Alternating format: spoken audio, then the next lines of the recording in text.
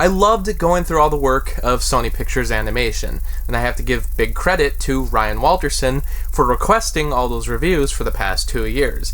Now that I'm done, it's time to move on to something different.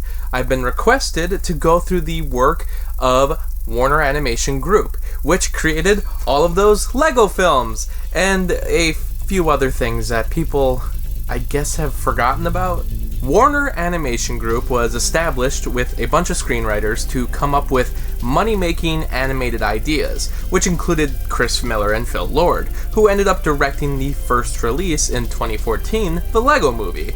The animation is outsourced to other companies, and in this case, the Lego Movie was actually done by Animal Logic.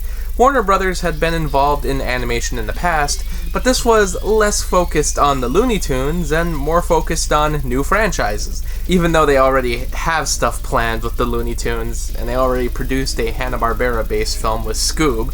Branding-wise, I'm a bit confused by the creation of this studio, other than to be a more central place to work on these ideas, even if they eventually fell back on Warner Brothers' previous successful franchises like Scooby-Doo or Space Jam of all things. Even their most successful series that was introduced, the Lego franchise, is now moving to Universal. In any case, it's still going to be a lot of fun talking about this studio's filmography, which includes a handful of great and unique stories. I've loved Legos my entire life. I was never big into Hot Wheels or G.I. Joes. The only toys I ever really received were Legos. The ingenuity is beyond compare, and it sets up an environment for so many children to discover a passion for building or engineering things. There's competitions, a magazine, and so many different properties like Batman, Harry Potter, and Star Wars, of course. It may very well be one of the most respected toys ever created,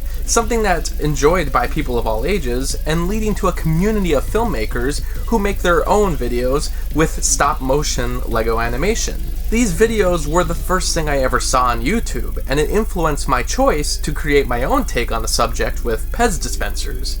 I waited years for some kind of Lego feature, and it was such a gift when it finally was announced for a release in 2014. It's up there as one of my most anticipated films I ever wanted to see, and with Phil Lord and Chris Miller on board to direct, a creative duo who already knocked it out of the park with 21 Jump Street and Cloudy with a Chance of Meatballs, it was almost a guaranteed hit. The Lego Movie has the main character, Emmett, an everyday construction worker, get whisked into the underground battle against the not-so-surprisingly evil President Business, who plans to use something called the Kraggle to put everyone permanently in their place. The villain plans to glue all the pieces together forever in his so-called perfect image. Along with Wildstyle, Unikitty, Benny the Spaceship Guy, Metalbeard, and literally Batman, the team learns to work together to foil the plot for the end of the world. Or Taco Tuesday. I guess the end of the world is called Taco Tuesday in this film. It's your typical end-of-the-world plot with a generic bad guy and a generic good guy. It's done in a comedic, meta way. It's on purpose because it's in tune with the style of Lord and Miller, who are excellent at creating an environment that is goofy and almost like parody. This is the kind of tale you'd expect from a child, which is explained by the finale because most of the events were devised in a child's mind. But the humor never slows down or fails. There's such great visual gags and one-liners, well-defined personalities, editing jokes that break the fourth wall, and things that really relate to our childlike sensibilities and nostalgia. For instance, there's a gallery that includes tons of artifacts that include a bunch of junk like golf balls, band-aids, or quarters. It's a clear indication that this world of Lego is within the human world. But it reminds me that my own box of Legos always contained things that somehow made their way in. Like, I always had a magnet in my Lego box. How did they even get in there? Who knows, but this movie touches upon that, and so many other things. They also hit on many jokes for people who just love Legos themselves. You can tell this was made by fans of the toy, because they bring up things like how all the food is sausages, chicken wings, and croissants, which must just be a Denmark thing, but they also mention Octin numerous times, which is just a default brand name that is used in many Lego sets, and even the smallest details like Benny's space helmet having a crack, because yeah, those do crack in half all the time. Simply put, the humor is fast-paced and layered. You'll need to watch this several times before you catch almost everything, and it's certainly one of the funniest animated movies ever made. You thought Cloudy with a Chance of Meatballs was on another level? The Lego Movie is a completely different game. The animation is perfect. It's one of the most visually appealing features I've come across. It's similar to things like Spider-Verse or Persepolis. Its animation completely redefines what's possible in the medium.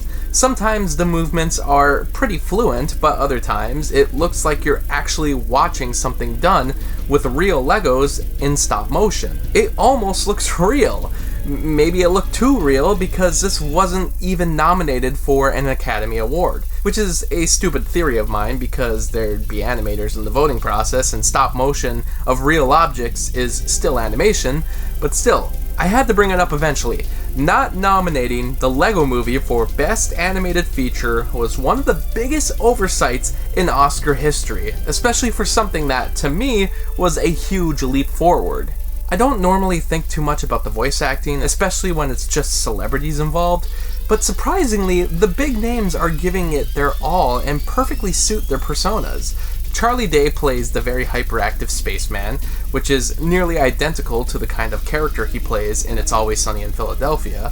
Elizabeth Banks has a commanding performance as Wildstyle, a woman who embarks on independence and responsibility. Chris Pratt works very well as the everyman who makes mistakes because up to this point, he made his entire career off of being the everyman who makes mistakes. Liam Neeson as the serious cop who may have a good side, literally, and Morgan Freeman as the wise, almost godlike master who has silly moments akin to Yoda in The Empire Strikes Back.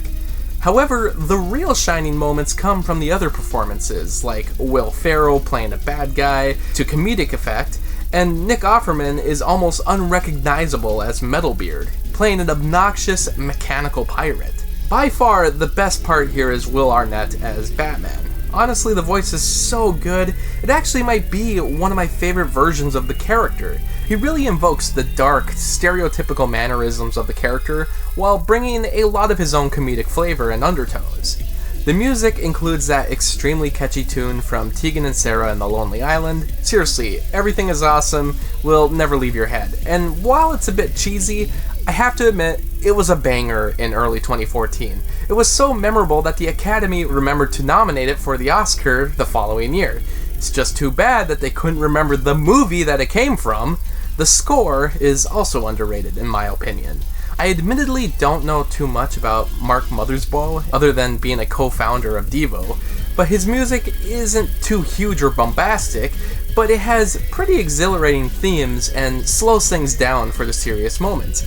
If you don't know, he also did the work for the Jump Street films, which I also really enjoy, but most of you probably know his score for Thor Ragnarok, which is a necessary listen. This really did surpass all of my wildest expectations. I only wanted an entertaining, funny kids movie that would awaken my nostalgia for the toys. However, what I got was a well-written comedic force that, underneath it all, contained an extremely powerful message about creativity. Not only that, but this movie is about finding your place in the world and going beyond your personality that is either being forced upon you, in this case being forced by Lord Business, or being forced by your inner self. In the beginning, Emmett doesn't feel that he belongs with the group that he works with, and only happens to stumble upon an adventure on accident. He meets a group of creative people, while Emmett is still considered an outcast for his supposedly dumb ideas and upbringing.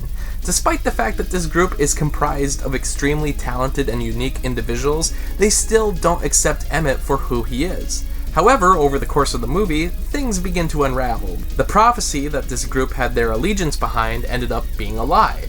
Emmett's dumb idea, the double-decker couch, managed to save everyone. In the end, Emmett becomes a master builder by having the skill no one else had. He can create plans and give out instructions. The world needs creative people and thinkers, and we need new ideas to advance civilization. But we also need some kind of plan in order to get things done, otherwise no one will be able to work together. Emmett's final confrontation with Lord Business isn't to stop him, but to include him in their goals. Not every person can be great at things deemed most important by the select group, but every person can find their calling and place in society. And the bigger moral about working together, which may seem simplistic, is improved by just how well the story tells it. I mean, even Wildstyle, who apparently hates Lord Business and that theme song, is discovered to know all the lyrics by the end. Is it possible that, despite being mass-marketed junk that appeals to the lowest common denominator, Wildstyle can still enjoy the song? It's not only about working together, but just staying true to yourself as an independent thinker. And there's always room for a little fun, whether it's an incredibly catchy, cheesy song or a double-decker couch. Work together, but don't be afraid of what you love. It's good to discuss these things, and don't try to keep people in a creative box. If you have the means, you should instead help that person towards bigger success. This could very well be one of my favorite films, with its high rewatch value, funny and interesting characters, and a solid, relatable story. It was an enormous debut for Warner Animation Group. Will they be able to keep up the momentum? Well, stick around for the next couple months, Cinephiles, and we'll find out together.